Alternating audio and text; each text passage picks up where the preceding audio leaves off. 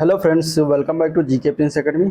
आज के इस वीडियो में हम लोग बात करेंगे, प्रैक्टिस सेट लगाएंगे बीपीओ यानी कि यूपी ट्रिपल एस सी ग्राम पंचायत अधिकारी के मेंस परीक्षा जो होने वाले हैं उसी से संबंधित जो है प्रैक्टिस सेट देखेंगे। ठीक है, टोटल 100 क्वेश्चन आने हैं सिलेबस के अनुसार। तो पूरा फुल प्रैक्टिस सेट इसमें देखेंगे, पहले ग्राम पंचायती राज से, फिर कंप्यूटर पे, इसके बाद यूपी स्पेशल, तीनों टॉपिक से जो है टोटल 100 क्वेश्चन इसमें लिया गया है। 2 घंटे का क्वेश्चन, 2 घंटे का पेपर होगा आपका।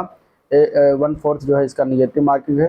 तो चलिए शुरुआत करते हैं। पहला प्रैक्टिस सेट इसका हो चुका है। जिन लोगों ने वीडियो नहीं देखा है वो लोग चैनल पर जाइए, आपको वहाँ से उसका वीडियो मिल जाएगा। ठीक है, और स्टार्ट करने से पहले अगर आप लोग चैनल पर नए हैं, अभी तक सब्सक्राइब नहीं किया तो चैनल को सब्सक्राइब करना मत भूलिएगा। भाग 1, इसमें पहला क्वेश्चन है, पंचायती राज विषय है, किसका विषय है, किसके अंतर्गत आता है पंचायती राज, ये बताना है। मतलब समवर्ती सूची के अंतर्गत आता है, या फिर केंद्र सूची के अंतर्गत आता है, या फिर राज्य सूची, या फिर शेषाधिकारों की सूची के अंतर्गत आता है। तो आंसर इसका क्या हो जाएगा? पंचायती राज विषय है। तो पंचायती राज जो होता है ये राज्य सूची के अंतर्गत आता है। तो यहाँ पे आंसर क्या हो जाएगा?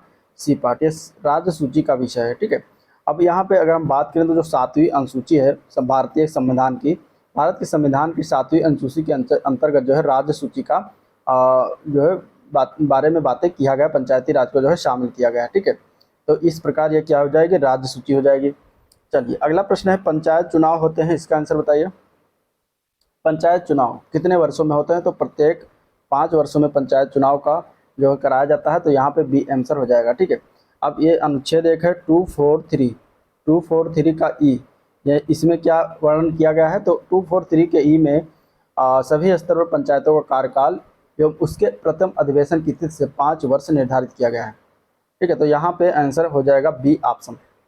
अगला प्रश्न, 73वां संविधान संशोधन का अभिपालन करने वाला पहला राज्य कौन सा है? ठीक है, 73वां संविधान संशोधन कब हुआ था? 1992 में, और ये लागू कब हुआ था? 24 अप्रैल 1993 को ये लागू हुआ था। अब यहाँ पे हमें बताना कि जब ये लागू हुआ था तब सबसे प्रथम राज्य कौन था जिसने जो है इसको अपने प्रदेश में जो है लागू कराया था। तो वो प्रदेश था मध्य प्रदेश। उस प्रदेश का क्या नाम है? मध्य प्रदेश। मध्य प्रदेश का पहला राज्य था जो 73वां संविधान संशोधन का अभिपालन किया था, और ये जो है 1993 को 24 अप्रैल में प्रभावी हुआ। इसीलिए हर वर्ष 24 अप्रैल को जो है राष्ट्रीय पंचायती राज दिवस भी मनाया जाता है। ठीक है, चलिए अगला प्रश्न देखते हैं। भारत में राष्ट्रीय पंचायती दिवस कब मनाया जाता है? तो अभी ऊपर बताया 24 अप्रैल। तो यहाँ पे आंसर हो जाएगा डी पार्ट। क्यों मनाया जाता है? क्योंकि 24 अप्रैल 1993 को 73वां संविधान संशोधन जो है, जो कि पंचायती राज से संबंधित था, वो लागू हुआ था, प्रभावी हुआ था। क्वेश्चन नंबर 5 कुछ इस तरीके से दिया गया है कि पंचायती राज संस्थाओं में महिलाओं के लिए आरक्षित स्थानों यानी सीटों के संदर्भ में निम्नलिखित में से कौन सा कथन सही है? पहला दिया गया है, इसका प्रावधान संविधान के अनुच्छेद 243 के डी में के 3 में किया गया है। ठीक है, 243 डी के 3 में जो है इसका प्रावधान किया गया है। और दूसरा ऑप्शन है कि यह है आरक्षण अनुच्छेद 334 में विनिर्दिष्ट अवधि की समाप्ति पर प्रभावी नहीं रहेगा। अब इसमें बताना है कि दोनों में से कौन सा जो है सही है। ठीक है, तो देखिए महिलाओं के आरक्षण से संबंधित अगर देखा जाए तो पहला जो ऑप्शन दिया गया, पहला कथन जो दिया गया वो सही है। ठीक है, इसका प्रावधान किसमें है? तो 243 के डी के 3 में जो इसका प्रावधान किया गया है भारत के संविधान में, और ये भाग 9 के अंतर्गत आता है। भाग 9 के अंतर्गत जो है 243 से लेकर 243 ओ तक पंचायती राज से संबंधित जो अनुच्छेद जोड़ा गया है, उसी के अंतर्गत 243 डी में जो है पंचायती राज संस्थाओं में महिलाओं के लिए आरक्षित स्थानों का प्रावधान किया गया है। ठीक है, बाकी इसमें महिलाओं के लिए आरक्षण की कोई समय सीमा भी निर्धारित नहीं की गई है। बाकी ये गलत है, ये प्रभावी नहीं रहेगा, ये सब चीज़ें गलत है। आंसर हो जाएगा केवल एक ए पार्ट इसका करेक्ट हो जाएगा। चलिए अगले प्रश्न की तरफ चलेंगे। अगला प्रश्न है, निम्नलिखित अनुच्छेदों में से कौन सा अनुच्छेद पंचायतों में अनुसूचित जातियों एवं अनुसूचित जनजातियों के लिए सीटों का जो है आरक्षण प्रदान करता है? ठीक है, अभी ऊपर हुआ महिलाओं से संबंधित आरक्षण, अब हो गया इसमें अनुसूचित जाति एवं अनुसूचित जनजातियों के लिए सीटों का आरक्षण कौन से अनुच्छेद में प्रावधान किया गया है या कौन से अनुच्छेद में दिया गया है? तो इसका करेक्ट आंसर क्या है? तो इसका करेक्ट आंसर ये हो जाएगा, आरक्षण से संबंधित चीज़ें जब जो है 243 डी में दिया गया है, 243 डी में जो है आरक्षण से संबंधित चीज़ें दी गई हैं, 243 डी के 3 में महिलाओं के आरक्षण से संबंधित चीज़ें दी गई हैं। तो आंसर इसका करेक्ट ए पार्ट हो जाएगा। चलिए नेक्स्ट क्वेश्चन है, उत्तर प्रदेश में पंचायती राज संस्थाओं में महिलाओं के लिए आरक्षित स्थानों की संख्या कितनी है? ठीक है, महिलाओं के लिए आरक्षण दिया गया तो आरक्षित कितनी संख्या का आरक्षण किया गया है ये बताना है अगले क्वेश्चन में। तो देखिए यहाँ पे अगर हम आंसर बात करें तो 73वां संविधान संशोधन हुआ था 1992, उसके अनुक्रम में प्रदेश सरकार के द्वारा उत्तर प्रदेश पंचायत निधि यानी कि संशोधित अधिनियम 1994 पारित किया गया, जो 22 अप्रैल 1994 से जो है प्रवृत्त हुआ था। ठीक है, इसके बाद इसमें इसी के अंतर्गत प्रदेश में प्रत्येक वर्ग की महिला के लिए जो है 1/3 आरक्षण जो है स्थान आरक्षित किया गया था। तो यहाँ आंसर हो जाएगा ए पार्ट, कुल स्थानों का 1/3, 1/3 जो है आरक्षित किया गया है। तो आंसर ए ऑप्शन सही है। नेक्स्ट क्वेश्चन देखते हैं। अगले प्रश्न की तरफ चलेंगे। तो अगला प्रश्न इस तरीके से दिया गया है कि पंचायती राज का प्रधान लक्ष्य क्या है, मेन लक्ष्य क्या है पंचायती राज का, पंचायती राज लागू कराने का, पंचायती राज का जो है पर्पज क्या है ये बताना, उद्देश्य क्या है। तो पंचायती राज का उद्देश्य है, मेन जो उद्देश्य है वो है ग्राम वासियों में शक्ति का विकेंद्रीकरण करना। तो यहाँ आंसर हो जाएगा सी ऑप्शन। ठीक है, शक्तियों का विकेंद्रीकरण करना जो है इसका मेन लक्ष्य है। तो आंसर सी ऑप्शन करेक्ट है। निम्नलिखित राज्यों में से किसमें बलवंत राय मेहता समिति की सिफारिशों के अनुसार पंचायती राज व्यवस्था सर्वप्रथम स्थापित किया गया था। बलवंत राय मेहता समिति जो गठित हुआ 1957 में गठित हुआ, और इसकी एक सिफारिश आई, मतलब इनकी सिफारिश आई, और इसमें अगर हम बात करें इनकी सिफारिश के आधार पर तो सर्वप्रथम राजस्थान राज्य में स्थापित किया गया था। ठीक है, पंचायती राज 1959 को, 2 अक्टूबर 1959 को बलवंत राय मेहता की समिति की सिफारिश के आधार पर जो है राजस्थान में सबसे पहले नागौर जिले में जो है संपूर्ण औपचारिक शुरुआत किया गया था। ठीक है, बलवंत राय मेहता समिति ने सुझाया था त्रिस्तरीय पंचायती राज की व्यवस्था का सुझाव किया था। तो आंसर हो जाएगा C option. Next question. Bharat में पंचायती राज की अनुशंसा के लिए बनी समिति के अध्यक्ष कौन थे। पंचायती राज की अनुशंसा के लिए बनी समिति के अध्यक्ष की बात करेंगे तो वो थे बलवंत राय मेहता। ठीक है, इनकी अध्यक्षता में बलवंत राय मेहता समिति बनाया गया, और इनका आंसर हो जाएगा क्या, ए पार्ट। चलिए नेक्स्ट क्वेश्चन। उत्तर प्रदेश में ग्राम सभा निम्नलिखित में से कौन से कृत्यों का संपादन करती है। उत्तर प्रदेश में ग्राम सभा के कार्य कौन कौन से हैं, कर्तव्य क्या है ये बताना है। तो सामुदायिक कल्याण कार्यक्रमों के लिए स्वैच्छिक श्रम और अंशदान जुटाना, जो कि ये सही है, इसका एक मेन काम है। ग्राम से संबंधित विकास योजनाओं के कार्यान्वयन के लिए हिताधिकारी की पहचान करना, ये भी सही है। ग्राम से संबंधित विकास योजनाओं के क्रियान्वयन में सहायता पहुंचाना, ये भी सही है। तो आंसर क्या हो जाएगा, डी पार्ट उपरोक्त सभी है, सही है। ठीक है, तो ये सारे कार्य जो है संपादन करती है ग्राम सभा। आंसर क्या हो जाएगा, D option. Next question. Uttar Pradesh में ग्राम प्रधान का निर्वाचन कैसे होता है। प्रत्यक्ष रूप से, अप्रत्यक्ष रूप से, या फिर पंचों के द्वारा, या फिर मनोनीत किया जाता है। तो यहाँ पे देखिए प्रत्यक्ष रूप से मतलब डायरेक्ट जनता के द्वारा चुना जाता है, जनता वोट डालती है डायरेक्ट। अप्रत्यक्ष मतलब कि जनता किसी को चुने फिर वो जो है प्रधान को चुने, इस तरीके से अप्रत्यक्ष होता है, इनडायरेक्ट इसको कह सकते हैं। ठीक है, पंचों के द्वारा, कि जो पंच बनाए गए हैं उनके द्वारा जो प्रधान चुना जाता है, या फिर मनोनीत किया जाता है, कोई उनको लाके बिठा देता है। तो यहाँ पे अगर हम बात करेंगे तो ग्राम प्रधान की जो निर्वाचन होता है वो प्रत्यक्ष रूप से होता है, सीधे जनता के द्वारा, सीधे जनता चुनती है। तो आंसर हो जाएगा ए ऑप्शन करेक्ट। अगला प्रश्न।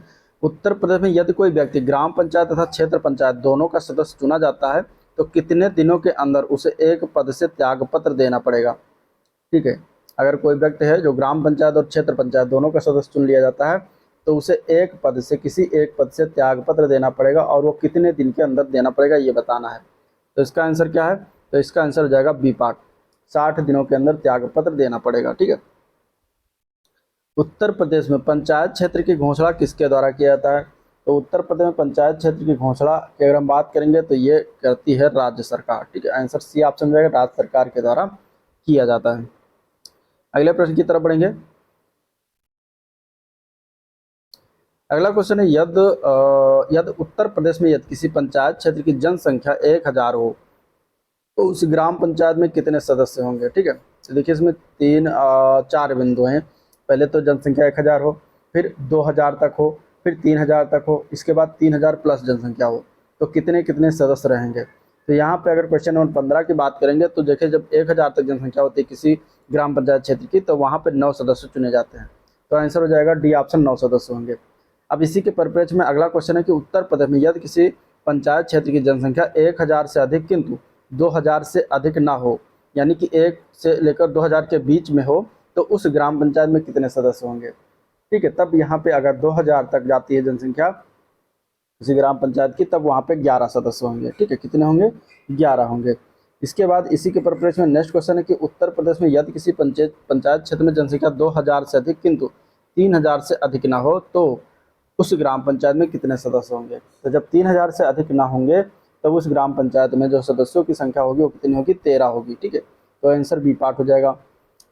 अब इसी क्रम में एक अगला क्वेश्चन है कि उत्तर प्रदेश में यदि किसी पंचायत क्षेत्र की जनसंख्या 3000 से अधिक हो तो उस ग्राम पंचायत में कितने सदस्य होंगे। तो 3000 से अधिक जब होगी तो उस ग्राम पंचायत में जो है 15 सदस्य होंगे। तो इस तरीके से चारों क्वेश्चन आपको याद रखने हैं, तैयार रखने हैं। ठीक है, इस तरीके से 9, 11, 13, 15।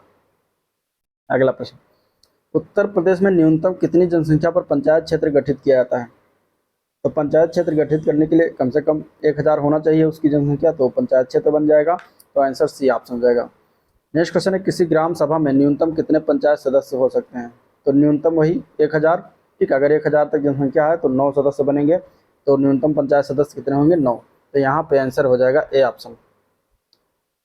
अगला क्वेश्चन है निम्नलिखित कथनों पर विचार करना। पहला है कि वित्त आयोग के अध्यक्ष एवं सदस्यों की नियुक्ति संसद के द्वारा किया जाता है। दूसरा कथन है कि वित्त आयोग के अध्यक्ष एवं सदस्यों की योग्यताओं का निर्धारण राष्ट्रपति के द्वारा किया जाता है। अब इसमें से बताना कौन सा विकल्प सही है, पहला या दूसरा। तो देखिए यहाँ पे अगर हम बात करेंगे तो सही विकल्पों की अगर हम बात करेंगे तो यहाँ पे दोनों विकल्प गलत हैं। ठीक है, ना एक ही सही है ना ही दो सही। क्यों? क्योंकि संविधान का जो अनुच्छेद 280 है उसके अनुसार वित्त आयोग के अध्यक्ष एवं सदस्यों की नियुक्ति जो है राष्ट्रपति के द्वारा किया जाता है। तो ये 80 के 1 में कहा गया है। ठीक है, 280 जो है वो वित्त आयोग से संबंधित है। 280 के 1 में कहा गया है कि उनके अध्यक्ष एवं सदस्यों की नियुक्ति जो है ना कि संसद करती है बल्कि राष्ट्रपति के द्वारा किया जाता है। और 280 के सेकंड में देखेंगे तो यहाँ पे बताया गया है कि वित्त आयोग अधिनियम 1951 तथा संशोधन अधिनियम 1955 के अधीन अध्यक्ष एवं सदस्यों की योग्यताओं का निर्धारण संसद विधि द्वारा किया जाता है। तो यहाँ पे देखिए राष्ट्रपति लिखा था इसलिए गलत हो जाएगा, यहाँ संसद लिखा है इसलिए गलत हो जाएगा। तो आंसर हो जाएगा ना तो 1 सही ना तो 2 सही। अच्छा क्वेश्चन था। इस तरीके से जब आप वित्त आयोग के बारे में पूरा जानेंगे तभी इस क्वेश्चन को कर पाएंगे। ठीक है, चलिए निम्नलिखित कथनों पर फिर विचार करना है। पहला कथन है राज्य वित्त आयोग वित्तीय प्रशासन में पारदर्शिता को सुनिश्चित करता है। दूसरा, केंद्रीय वित्त आयोग वित्तीय प्रशासन में पारदर्शिता को सुनिश्चित करता है। तीसरा है राज्य वित्त आयोग राज्यों की संसद से राजस्व अनुदान का सुझाव देता है। चौथा है अनुच्छेद 280 के तहत वित्त आयोग संघ और राज्यों के बीच करों के शुद्ध आगमों के वितरण की सिफारिश करता है। अब सही विकल्प इनमें से बताना। तो यहाँ पे जो पहला ऑप्शन दिया गया राज्य वित्त आयोग वित्तीय प्रशासन में पारदर्शिता को सुनिश्चित करता है, जो कि गलत है। ठीक है, ये वित्तीय प्रशासन से संबंधित कोई चीज़ काम नहीं करता। यहाँ पे अगर देखा जाए तो राज्य वित्त आयोग जो है 280 के तहत है, वित्त आयोग के संघ और राज्यों के बीच क्या करता है, करों के शुद्ध आगमों के वितरण की सिफारिश करता है। ठीक है, राज्य वित्त आयोग जो है राज्यों की संचित निधि से राजस्व अनुदान का सुझाव देता है। तो सुझाव देता है और सिफारिश करता है। तो तीसरा चौथा यहाँ पे सही होगा, पहला दूसरा गलत है। आंसर हो जाएगा सी ऑप्शन, तीसरा और चौथा। अगले क्वेश्चन की तरफ चलेंगे तो 15वें वित्त आयोग के सदस्यों में कौन शामिल नहीं था इनमें से। तो 15वें वित्त आयोग के अध्यक्ष कौन थे, तो एन.के. सिंह थे। ठीक है, एन.के. सिंह ये 15वें वित्त आयोग के अध्यक्ष हैं। और इसके बाद इसमें अगर हम बात करेंगे तो इसके सदस्यों में शक्तिकांत दास हैं, डॉक्टर अनूप सिंह हैं। ठीक है, डॉक्टर अशोक लाहिड़ी हैं। इसके अलावा डॉक्टर रमेश चंद्र थे। तो इतने लोग थे। ठीक है, तो यहाँ पे देवव्रत त्रिपाठी जो लिखे ये इनमें सदस्यों में शामिल नहीं थे। ठीक है, तो यहाँ पे आंसर क्या हो जाएगा, आपका डी ऑप्शन करेक्ट हो जाएगा। अगला प्रश्न, पंचायती राज मंत्रालय वित्त मंत्रालय तथा व्यय विभाग की सिफारिशों पर अनुदान राशि कितने किस्तों में प्रदान किया जाएगा। तो 24 का आंसर क्या हो जाएगा, 24।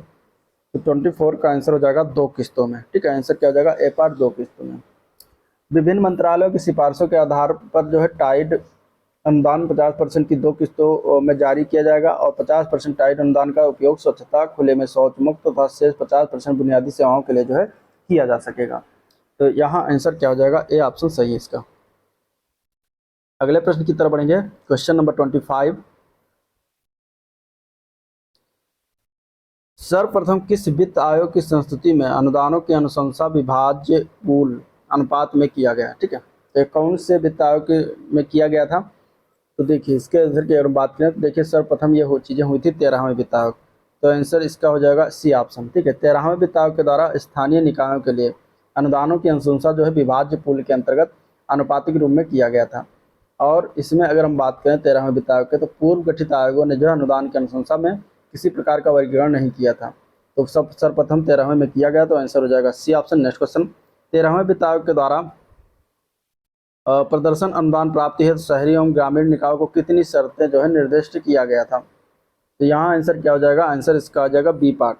ग्रामीण में 6 और शहरी में 9, 9 शर्त, ग्रामीण के लिए 6 शर्त जो है इसमें निर्दिष्ट किया गया था।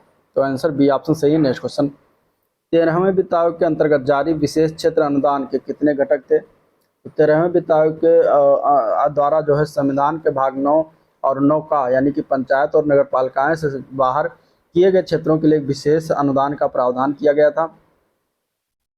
और उसमें जो है विशेष क्षेत्र अनुदान में 2 घटक थे, ठीक है। पहला घटक उसमें था विशेष क्षेत्र मूल अनुदान और दूसरा था विशेष क्षेत्र प्रदर्शन अनुदान। तो यहाँ पे 2 घटक, इसका आंसर करेक्ट है।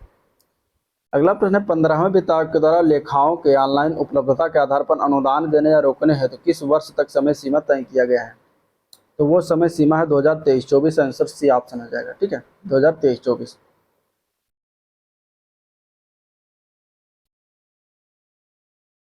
नेक्स्ट क्वेश्चन देखते हैं, 15वें वित्त आयोग के अनुसार त्रिस्तरीय व्यवस्था में जिला पंचायतों के लिए निधियों का वितरण का क्षेत्र है, ठीक है। न्यूनतम 2%, अधिकतम 3%, कितना होगा ये बताना है। तो 29 का आंसर हो जाएगा डी पार्ट। न्यूनतम 50%, अधिकतम 15%, ठीक है। 15वें वित्त आयोग ने त्रिस्तरीय प्रणाली के तीनों अंगों, जिसमें आता है ग्राम पंचायत, क्षेत्र पंचायत और जिला पंचायत, इनके निधियों का वितरण का क्षेत्र जो है न्यूनतम और अधिकतम निर्धारित किया है। ग्राम पंचायत के लिए 70% निर्धारित किया गया है।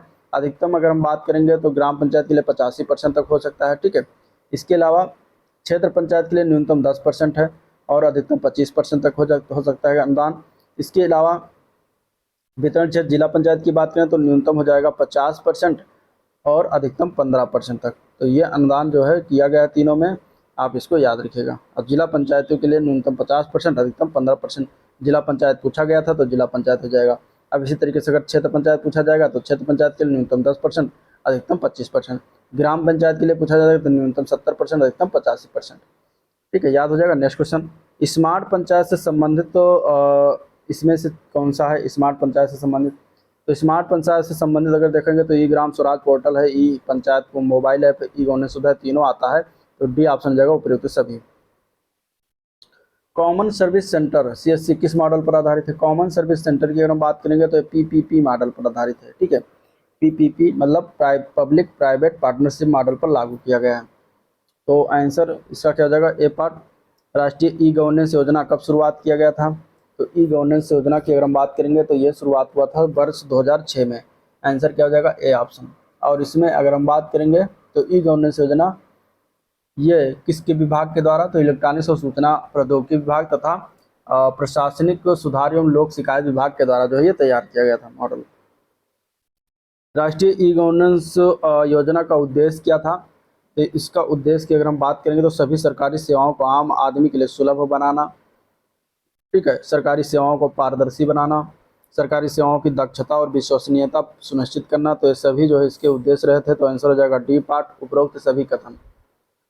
राष्ट्रीय ई शासन दिवस कब मनाया जाता है। तो राष्ट्रीय ई शासन दिवस हर वर्ष 18 मई को मनाते हैं। तो यहाँ पे आंसर ए ऑप्शन सही है, ठीक है। शुरुआत अगर हम बात करेंगे क्योंकि इसकी स्थापना 18 मई 2006 को किया गया था, इसीलिए हर 18 मई को मनाया जाता है हर वर्ष। और इसका मुख्यालय कहाँ पर है, नई दिल्ली में है। कौन सा एक ऐसा दस्तावेज है जिसमें हमारे परिवार के सभी सदस्यों का नाम दर्ज होता है। तो वो दस्तावेज का नाम क्या है, तो उस दस्तावेज का नाम है परिवार रजिस्टर, ठीक है। परिवार रजिस्टर में सभी सदस्यों के नाम दर्ज होते हैं। अगले प्रश्न में हमें बताना है कौन सा सुमेलित नहीं है। ट्राइसम की शुरुआत कब की गई थी, अगस्त 1979 में, जो कि सही है। NIEP की शुरुआत हुई थी अक्टूबर 1980 में। JRY की शुरुआत कब, 1 अप्रैल 1989 को। यहाँ पर 1995 दिया गया है, जो कि ये गलत है। कब शुरुआत हुआ था JRY, तो ये शुरुआत हुआ था जवाहर रोजगार योजना 1989 को, ठीक है। SGSY का शुरुआत कब किया गया था।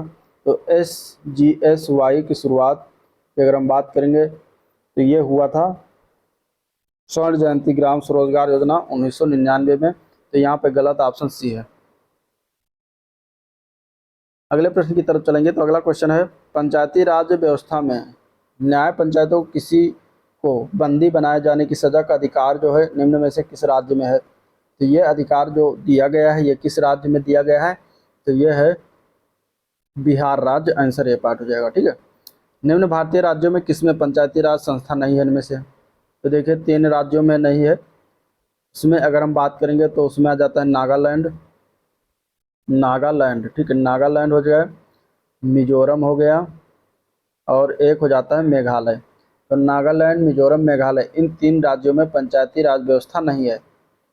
और ये अगर हम बात करें तो भारतीय संविधान का जो 243M है, ठीक है, M 243M है, इसके अनुसार पंचायती राज प्रणाली कुछ क्षेत्रों पर लागू नहीं होता, जैसे कि किस पर? नागालैंड, मेघालय और मिजोरम, ये 3 राज्य याद रखिएगा। इनको छोड़कर सभी राज्यों पर लागू होता है। और केंद्र शासित प्रदेशों में अगर देखा जाए तो दिल्ली को छोड़कर सभी राज्यों में जो है लागू है। ये आप याद रखिएगा। अगले प्रश्न की तरफ चलते हैं। किस वित्तीय वर्ष के संघीय बजट में कृषि वर्षा बीमा योजना को लागू किया गया था? तो कृषि वर्षा बीमा योजना को लागू किया गया था, वो वित्तीय वर्ष था 2004-05। तो आंसर हो जाएगा ए पार्ट। ठीक है। विशेष कृषि उपज योजना का संबंध किससे है? विशेष कृषि उपज योजना का संबंध की अगर हम बात करेंगे तो कृषि पदार्थों के निर्यात के उछाल से संबंधित होता है। तो यहाँ आंसर हो जाएगा आपका सी पार्ट। ठीक है। सांसद स्थानीय क्षेत्र विकास परियोजना में सांसद को अपने क्षेत्र के विकास हेतु कितने रुपए सरकार द्वारा प्राप्त होते हैं? तो यहाँ अगर हम देखेंगे तो क्वेश्चन नंबर 41 का आंसर क्या हो जाएगा?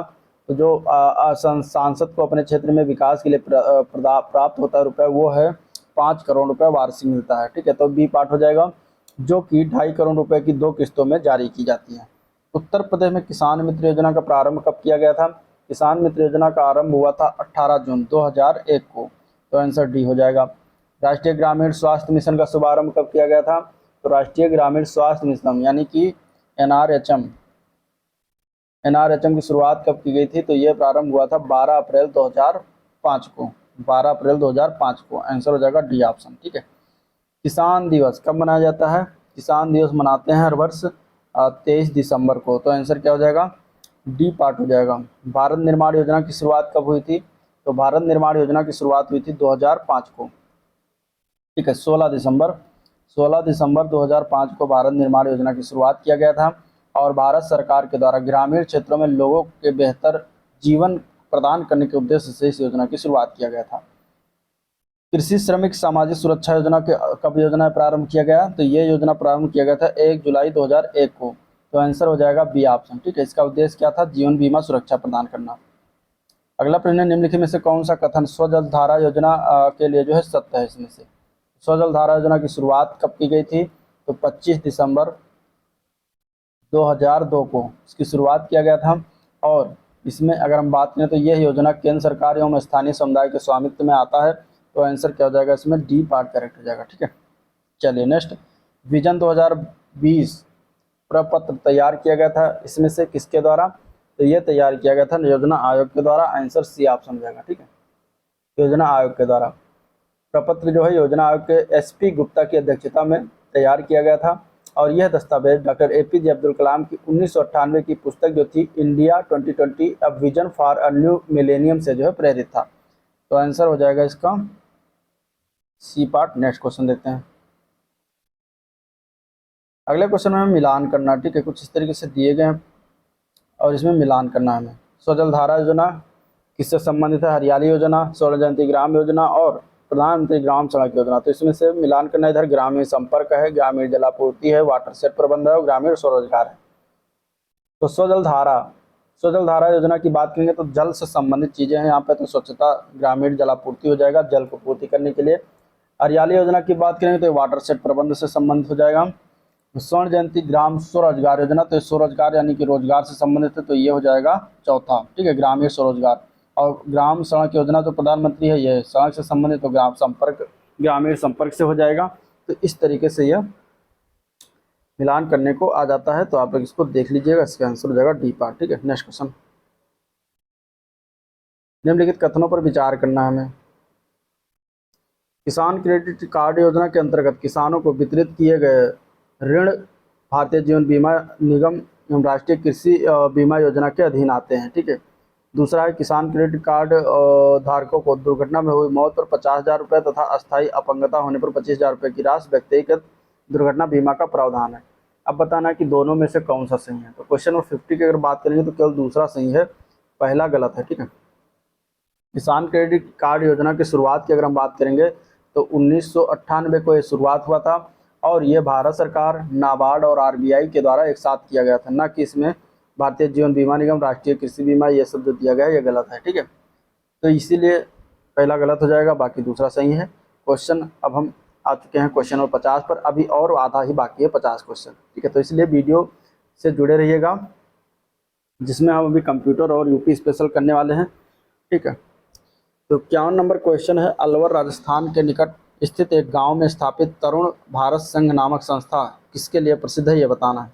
तो तरुण जो भारत संघ नामक संस्था है, ये अगर हम बात करें तो ये किसके लिए प्रसिद्ध है, तो ये प्रसिद्ध है वर्षा जल संचयन के लिए। तो आंसर डी ऑप्शन हो जाएगा, वर्षा जल संचयन। ठीक है, और तरुण भारत संघ के नेतृत्वकर्ता का नाम क्या है, तो उनका नाम है राजेंद्र सिंह। क्या नाम है, राजेंद्र सिंह।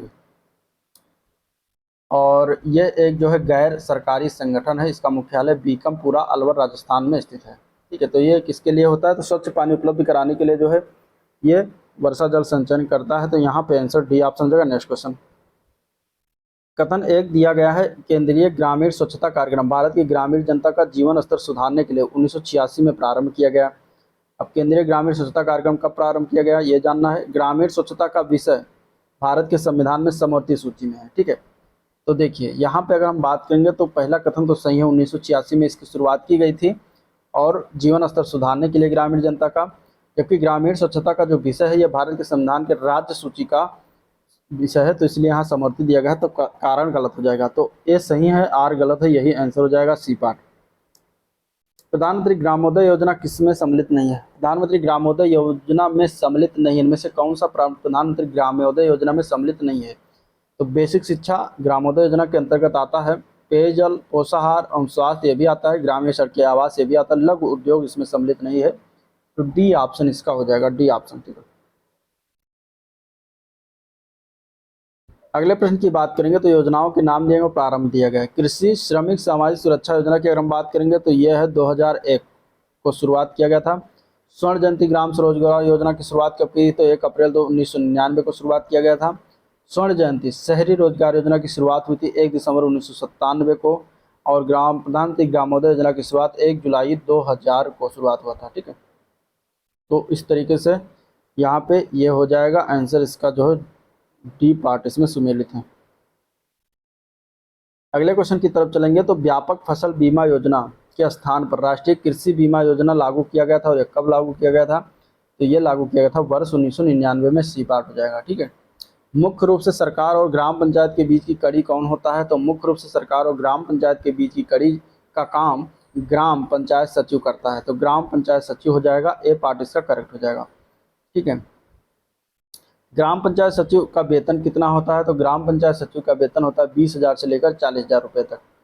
ग्राम पंचायत अपने कार्यों के लिए कितनी अस्थायी समिति बनाती है, तो ग्राम पंचायत अपने कार्यों के लिए टोटल 6 अस्थायी समिति बनाती है। तो 6 आंसर इसका ए पार्ट हो जाएगा।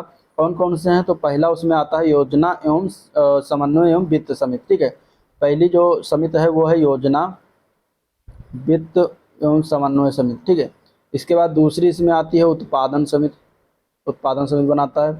तीसरा इसमें आता है सामाजिक न्याय समिति, सामाजिक न्याय समिति बनाता है, न्याय समिति। ठीक है, इसके बाद इसमें अगर हम देखेंगे चौथा शिक्षा समिति बनाई जाती है, शिक्षा समिति। शिक्षा समिति के बाद लोक स्वास्थ्य परिवार कल्याण ग्रामीण स्वच्छता समिति बनाई जाती है। ठीक है, छठवीं है लोक निर्माण समिति। तो इस तरीके से 6 समिति बनाई जाती है। नेक्स्ट क्वेश्चन, ग्राम सभा के संचालन के दौरान पंचायत सचिव के क्या कर्तव्य होते हैं, तो ग्राम सभा के संचालन के दौरान पंचायत सचिव की अगर हम बात करें तो पहला ऑप्शन दिया गया ग्राम सभा की बैठक में भाग लेने वाले सदस्यों का विवरण दर्ज करना, तो ये इनका कर्तव्य होता है पंचायत सचिव का। पिछली ग्राम सभा की बैठक के प्रस्तावों पर की गई कार्यवाही रिपोर्ट करना, तो ये भी सही है, ये भी होता है काम। एजेंडे के अनुसार ग्राम सभा की बैठक का सुचारू संचालन सुनिश्चित करना, ये भी जो है काम होता है पंचायत सचिव का। तो यहाँ पे हो जाएगा डी ऑप्शन, ये तीनों काम जो होते हैं पंचायत सचिव के होते हैं। ठीक है, ग्राम सभा में सचिव पंचायत के गुट को कितने चरणों में नियुक्त किया जाता है, ग्राम सभा में सचिव पंचायत के गुट को कितने चरणों में नियुक्त किया जा सकता है? तो इसमें होता है 3 चरण। सी पार्ट हो जाएगा। ग्राम सभा में सचिव पंचायत के कुल 3 चरणों में नियुक्त किया जा सकता है। पहला है पूर्व ग्राम सभा, दूसरा है ग्राम सभा के दौरान और तीसरा है पोस्ट ग्राम सभा। तो आंसर हो जाएगा सी पार्ट। जन्म मृत्यु पंजीयक कार्यालय रजिस्ट्रार के कार्यालय में जन्म मृत्यु की सूचना कितने अवधि के दौरान दी जाती है?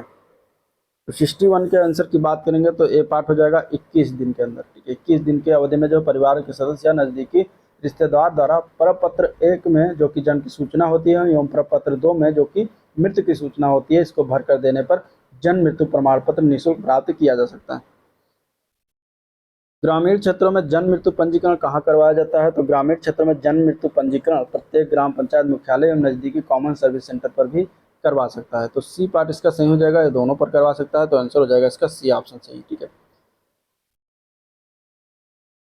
अगला प्रश्न है उत्तर प्रदेश जन्म मृत्यु पंजीकरण नियमावली कब बनाई गई थी? याद रखिएगा, इंपॉर्टेंट है क्वेश्चन। तो उत्तर प्रदेश जन्म मृत्यु रजिस्ट्रीकरण नियमावली बनाया गया था 1976 में। आंसर ए पार्ट हो जाएगा। ठीक है, और 8 जनवरी 1977 को जो पूरे देश में लागू हो गई थी। जन्म मृत्यु अधिनियम का पंजीकरण किस वर्ष में लागू हुआ था? ये लागू हुआ था जो है 1969 में। ठीक है, ये पंजीकरण है। नेक्स्ट क्वेश्चन है ग्राम सभा की जमीन पर किसका अधिकार होता है? ग्राम सभा की जमीन पर जो है प्रदेश सरकार का ही अधिकार होगा। आंसर बी पार्ट हो जाएगा। ठीक है, लेकिन इसकी देखभाल का जिम्मा सरकार ने ग्राम पंचायतों को दे रखा है। गरीब और दुर्बल वर्ग के उत्थान के लिए जो ग्राम पंचायतों को ग्राम समाज की जमीन पर पट्टे का भी अधिकार दे रखा है। तो ये चीज़ें हो गई। अब हम देखेंगे कंप्यूटर से संबंधित क्वेश्चन। भारत में विकसित परम सुपर कंप्यूटर का विकास किस संस्था ने किया है? तो परम जो 1000 है प्रथम सुपर कंप्यूटर था और इसका विकास जो है डेवलपमेंट सीडैक कंपनी के द्वारा किया गया। सीडैक कंपनी कहाँ है? पुणे में स्थित है, पुणे में। तो यहीं पर इसका जो है डेवलप किया गया था। भारत में सिलिकॉन वैली कहाँ स्थित है? तो भारत में सिलिकॉन वैली बेंगलुरु को कहा जाता है, कर्नाटक की राजधानी बेंगलुरु। तो यहाँ पे आंसर हो जाएगा सी पार्ट। ठीक है, कंप्यूटर का मस्तिष्क ब्रेन ऑफ कंप्यूटर किसको कहते हैं? तो कंप्यूटर का मस्तिष्क हम कहते हैं सीपीयू को, सेंट्रल प्रोसेसिंग यूनिट। इसको जो है क्या कहा जाता है? कंप्यूटर का दिमाग कहते हैं। एक इलेक्ट्रॉनिक डिवाइस जो डाटा को इंफॉर्मेशन में बदलते हुए प्रोसेस करता है उसको क्या कहलाता है? तो उसको हम कहते हैं प्रोसेसर। क्या कहते हैं? प्रोसेसर कहते हैं। ठीक है, कंप्यूटर का सबसे महत्वपूर्ण भाग क्या है इनमें से? तो कंप्यूटर का सबसे महत्वपूर्ण भाग किसी भी मशीन या किसी भी कंप्यूटर के बाद दिमाग होता है महत्वपूर्ण भाग ना, उसी प्रकार कंप्यूटर का महत्वपूर्ण भाग सीपीयू होता है जिसको कंप्यूटर का दिमाग कहते हैं। तो यहाँ आंसर हो जाएगा ए पार्ट। सीपीयू का फुल फॉर्म क्या है? Central processing unit. ठीक है, तो यहाँ आंसर क्या हो जाएगा? सीपीयू। सीपीयू का पूरा नाम क्या है? तो सीपीयू सेंट्रल प्रोसेसिंग यूनिट हो जाएगा, सेंट्रल प्रोसेसिंग यूनिट, जो कि सी पार्ट में दिया गया। चलिए नेक्स्ट क्वेश्चन, सीपीयू का प्रमुख कार्य। सीपीयू के प्रमुख कार्य की अगर हम बात करेंगे तो इसका कार्य क्या होता है? तो सीपीयू का प्रमुख कार्य होता है प्रोग्राम के अनुदेशों का अमल करना और डाटा जानकारी प्रभावी स्टोर करने का काम नहीं होता, डाटा और जानकारी प्रोसेस करना। तो हो जाएगा ए व सी दोनों, डी पार्ट हो जाएगा।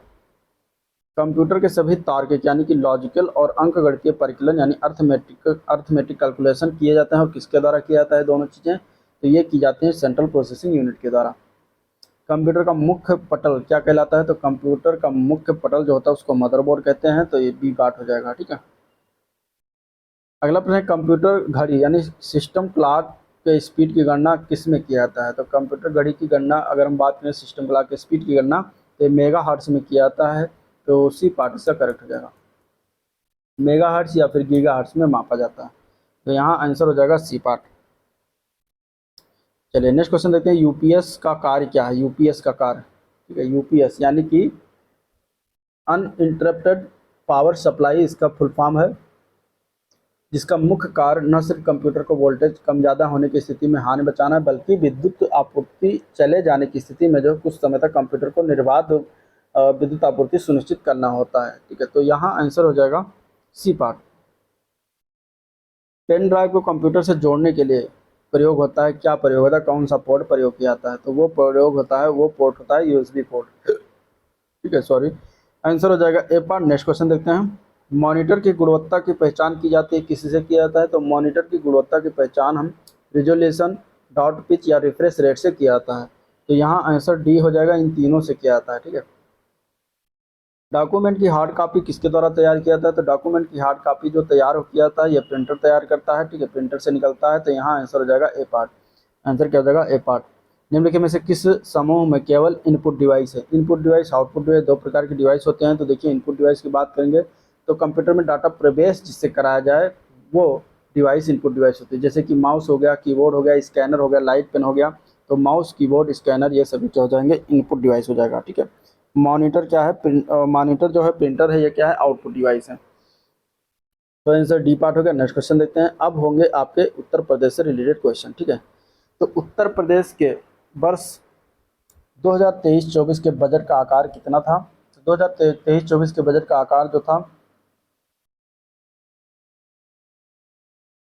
ठीक है, तो ये था 69,242.43 करोड़ था, जो कि अब तक का सबसे बजट था, बड़ा बजट था। तो आंसर हो जाएगा सी पार्ट। Next question. निम्नलिखित में से कथनों पर विचार करना है और इन्हें बताना है कि कौन सा कथन जो है सही है। ठीक है। भोजपुरी पूर्वी उत्तर प्रदेश की लोक भाषा है। कारण दिया गया कि पूर्वी उत्तर प्रदेश में लोग अन्य भाषाओं में असहज होते हैं। अब इसमें बताना है सही उत्तर। तो यहाँ अगर हम बात करेंगे तो भोजपुरी पूर्वी उत्तर प्रदेश की लोक भाषा जो कि सही है, लेकिन अन्य भाषाओं में असहज होते हैं, तो ये गलत है। असहज नहीं होते पूर्वी प्रदेश के लोग। तो यहाँ सी हो जाएगा, ए सही है किंतु आर असत्य है। ठीक है। अगला प्रश्न देखते हैं। निम्नलिखित में से कौन सा जनपद जो है दशहरी आम का सर्वोच्च उत्पादक है? इनमें से दशहरी आम, दशहरी आम का सर्वोच्च उत्पाद की बात करेंगे तो ये होता है लखनऊ। लखनऊ का मलिहाबाद क्षेत्र जो है दशहरी आम के लिए फेमस है। ठीक है। तो आंसर इसका हो जाएगा बी पार्ट। उत्तर प्रदेश में निम्नलिखित में से कौन सा शहर निर्यात विकास केंद्र नहीं है? निर्यात विकास केंद्र की बात करेंगे तो इलाहाबाद शहर है जो है निर्यात विकास केंद्र के अंतर्गत नहीं आता, जबकि आगरा, खुर्जा, मेरठ ये सभी निर्यात विकास केंद्र के अंतर्गत आते हैं। तो आंसर बी ऑप्शन सही है। अगले प्रश्न की तरफ चलेंगे। उत्तर प्रदेश में लोकायुक्त की पदधारण अवधि कितनी होती है? तो उत्तर प्रदेश में लोकायुक्त की पदधारण की अवधि होती है 8 साल। आंसर हो जाएगा डी ऑप्शन। ठीक है। 1975 लोकायुक्त अधिनियम 1975 पारित किया गया था उत्तर प्रदेश में। और इसमें अगर हम बात करें तो प्रारंभ में उत्तर प्रदेश में लोकायुक्त का कार्यकाल कितना होता था? तो 6 वर्ष होता था। ठीक है। बाद में अगर देखा जाए तो 2012 में संशोधित करके इसको 8 वर्ष कर दिया गया। वर्तमान में लोकायुक्त न्यायमूर्ति कौन है? न्यायमूर्ति संजय मिश्र। तो याद रखिएगा। नेक्स्ट क्वेश्चन देखते हैं। अगला प्रश्न देखते हैं। तो निम्नलिखित कथनों पर विचार करना है। दिया गया है कन्नौज इत्र का सही है, इत्र का शहर है, और कारण दिया गया है कन्नौज शहर के सभी निवासियों के यहाँ इत्र उद्योग है। अब इसे बताना कि कौन कौन सही है कौन गलत है। तो 86 की अगर सी की बात करेंगे तो सी आंसर सही हो जाएगा। कन्नौज जो है इत्र का शहर है, लेकिन सभी निवासियों के यहाँ इत्र का उद्योग नहीं है। तो यहाँ आंसर हो जाएगा सी पार्ट। ठीक है। सी पार्ट हो जाएगा। अगला प्रश्न। प्रसिद्ध ठुमरी गायिका गिरिजा देवी का जन्म किस शहर में हुआ था? तो प्रसिद्ध ठुमरी गायिका हैं गिरिजा देवी। इनका जन्म 1929 को बनारस के गांव में हुआ था। तो आंसर डी पार्ट हो जाएगा बनारसी। ठीक है। ये जो है संगीत के बनारस घराने से संबंधित। तो कभी कभी पूछ लिया जाता है कि बनारस घराने से इनमें से कौन सी संबंधित है, तो वो गिरिजा देवी हो जाएंगी जो कि ठुमरी गायिका है। उत्तर प्रदेश का सबसे पूर्वी शहर निम्नलिखित में से कौन सा होगा? उत्तर प्रदेश का सबसे पूर्वी शहर जो है वो बलिया जिला है। आंसर ए पार्ट हो जाएगा। ठीक है। और सबसे पश्चिमी शहर अगर पूछा जाएगा, सबसे पश्चिमी शहर हो जाएगा शामली। सबसे पश्चिमी शहर शामली हो जाएगा। और सबसे उत्तरी जिला अगर पूछा जाएगा तो वो हो जाएगा सहारनपुर। सबसे उत्तरी जिला कौन सा है? तो सहारनपुर है। ठीक है। और सबसे दक्षिणी जिला की बात करेंगे तो सोनभद्र हो जाएगा। सबसे दक्षिणी जिला की बात करेंगे तो सोनभद्र हो जाएगा। चलिए नेक्स्ट क्वेश्चन। निम्नलिखित में से कौन सा सही सुमेलित नहीं है? शहर दिया गया, विशेषता दिया गया। वाराणसी दिया गया संस्कृत एवं धर्म से संबंधित है, जो कि सही है। ठीक है। लखनऊ प्रदेश की राजधानी है, भी सही है। झांसी औद्योगिक केंद्र, झांसी औद्योगिक केंद्र के लिए जो फेमस नहीं है। ये अगर हम बात करें तो प्रमुख ऐतिहासिक शहर और पर्यटक स्थल है। तो यहाँ आंसर हो जाएगा सी पार्ट। मुरादाबाद जो है पीतल उद्योग, पीतल नगरी है। तो यहाँ आंसर क्या हो जाएगा? C part. ठीक है। Next question. काष्ठ नक्काशी मतलब कि लकड़ी पर नक्काशी घरेलू उद्योग जो होता है, इसके लिए कौन सा नगर फेमस है? तो उसके लिए जो है जिला सहारनपुर है। आंसर बी पार्ट हो जाएगा। ठीक है। इसे कैपिटल ऑफ वुड क्राफ्ट के नाम से भी जाना जाता है इस शहर को। उत्तर प्रदेश में उत्तर मध्य क्षेत्र सांस्कृतिक केंद्र कहाँ पर स्थापित है? तो उत्तर मध्य क्षेत्र सांस्कृतिक केंद्र जो है ये इलाहाबाद प्रयागराज में स्थापित है। तो आंसर सी ऑप्शन हो जाएगा। ठीक है। चलिए अगले प्रश्न की तरफ चलेंगे। तो कुछ इस तरीके दिएगा कि उत्तर प्रदेश को भारत का शक्कर का कटोरा क्यों कहा जाता है? इसको स्पष्ट करने के लिए निम्न कथनों पर विचार करना है। और इसमें अगर देखा जाए तो दिया गया है कि उत्तर प्रदेश में गन्ने का सर्वाधिक उत्पादन होता है, तो जो कि ठीक है। उत्तर प्रदेश में गन्ना अभियांत्रिकी शिक्षा संस्थान है, ये भी सही है। उत्तर प्रदेश में चीनी मिलों की संख्या सर्वाधिक है, गलत है। चीनी मिलों की सबसे ज़्यादा संख्या उत्तर प्रदेश में नहीं है, ठीक है। चीनी मिल है लेकिन चीनी मिलों की सबसे ज़्यादा संख्या अगर देखा जाए तो सेकंड नंबर पर आता है ये, चीनी मिलों की संख्या के स्थान पर। उत्तर प्रदेश में गन्ना उत्पादकों की संख्या सर्वाधिक है, ये भी सही है। तो आंसर हो जाएगा 1, 2 एंड 4, ठीक है। और ये जो गन्ना अभियांत्रिकी शिक्षा संस्थान स्थित है, ये कहाँ पर स्थित है? तो उत्तर प्रदेश की राजधानी लखनऊ में स्थित है, ये भी याद रखिएगा। चलिए नेक्स्ट क्वेश्चन देते हैं। निम्नलिखित में किसान समृद्धि आयोग का गठन किस वर्ष में हुआ था? किसान समृद्धि आयोग का गठन हुआ था अप्रैल 2017 में। अप्रैल 2017 में इसका गठन किया गया था। और इसमें अगर हम देखेंगे तो 2017 में जो है किसानों की आय को 2022 तक दोगुना करने के उद्देश्य से जो है इसमें इसका गठन किया गया था। तो यहाँ आंसर क्या हो जाएगा? आंसर हो जाएगा इसका 2017, ठीक है। नेक्स्ट क्वेश्चन, निम्नलिखित जनपदों में किस में साक्षरता दर सबसे कम है?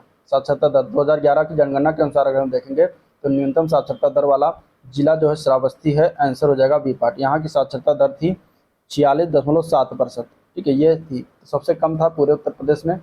और सर्वाधिक साक्षरता वाला जिला की अगर हम बात करेंगे तो वो है गौतम बुद्ध नगर है, जहाँ पे 80.1% जो है साक्षरता दर है। इसके बाद कानपुर नगर आता है 79.7%, फिर आता है औरैया 78.9%। उत्तर प्रदेश की कुल साक्षरता दर की अगर हम बात करें तो 67.7% है, ठीक है, याद रखिएगा। इसमें पुरुष साक्षरता दर 77.3% और महिला साक्षरता दर 57.2%। तो ये जो है याद रखिएगा कुछ। नेक्स्ट क्वेश्चन, सुमेलित करना है, पीतल का सामान कहाँ बनाया जाता है? पीतल का सामान बनता है मुरादाबाद में, ठीक है। माचिस की डिबिया या माचिस कहाँ बनाई जाती है? तो ये बरेली में बनता है। खेल के सामान कहाँ बनाए हो जाते हैं? तो ये निर्माण होता है इसका मेरठ में। और लकड़ी पर नक्काशी सहारनपुर में होता है। तो इस तरीके से मिलान करने को भी आ जाता है, आंसर इसमें हो जाएगा आपका बी पार्ट। उत्तर प्रदेश का मुख्य लोकगीत इनमें से कौन सा है? उत्तर प्रदेश में मुख्य लोकगीत की अगर हम बात करेंगे तो आंसर क्या हो जाएगा? बिरहा, चैती, ढोला, ये सभी मुख्य लोकगीत है, तो आंसर हो जाएगा डी पार्ट, ठीक है।